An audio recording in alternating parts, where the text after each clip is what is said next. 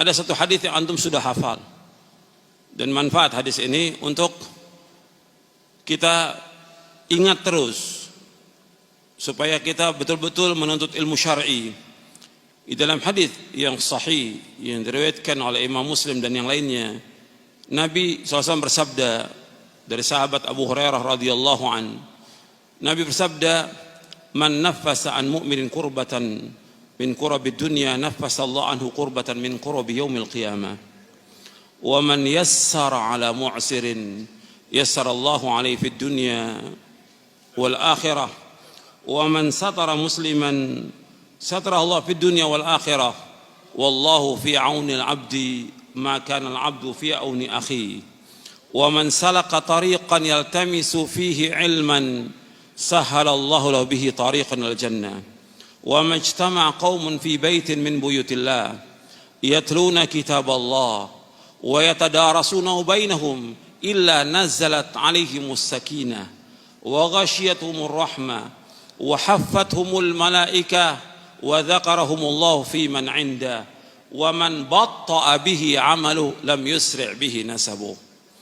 Dari sahabat Abu Hurairah radhiyallahu an, ia berkata, telah bersabda Rasulullah sallallahu alaihi wasallam, barang siapa yang melapangkan kesulitan seorang mukmin dari kesulitan dunia, maka Allah akan lapangkan dia dari satu kesulitan di hari kiamat.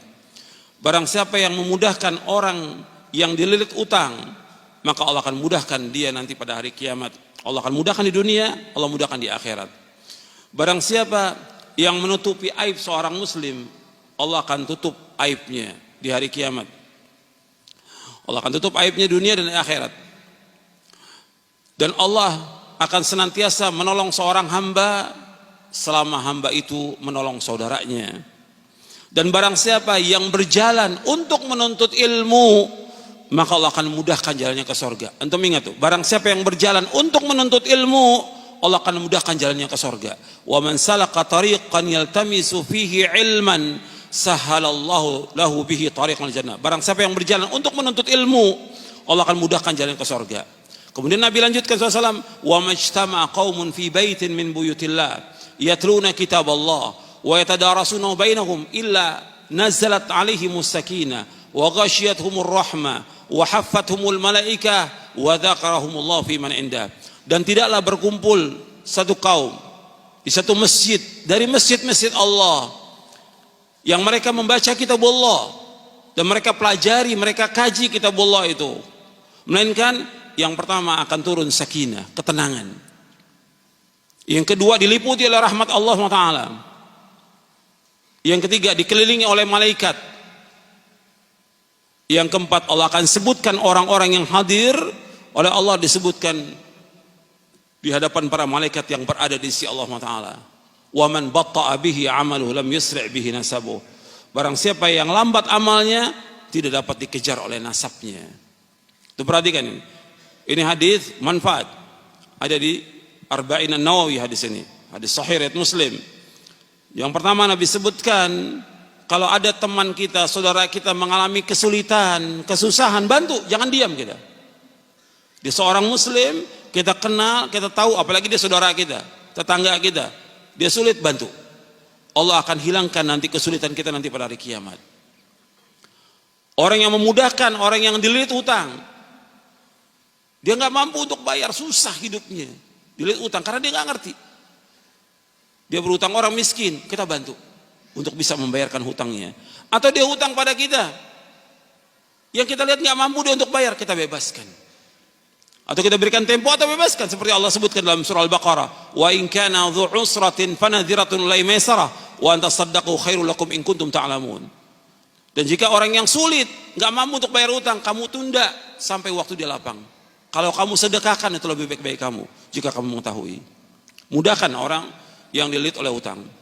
Kemudian yang ketiga Nabi sebutkan, barang siapa yang menutupi aib seorang muslim, Allah akan tutup aibnya dunia dan akhirat. Jadi nggak boleh kita menyebarkan aib seorang muslim, apalagi di orang-orang yang saleh, orang-orang yang baik, yang taat kepada Allah, taat kepada Rasulnya.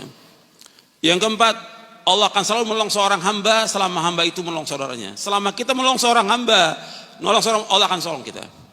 Yang kelima, Allah sebutkan barang siapa yang berjalan untuk menuntut ilmu, Allah mudahkan jalan ke surga.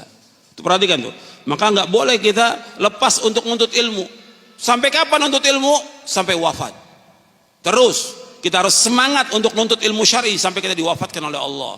Belajar Quran dan Sunnah menurut pemahaman salafus soleh. Wajib gitu loh. Yang pokok yang pertama kita kaji tentang akidah.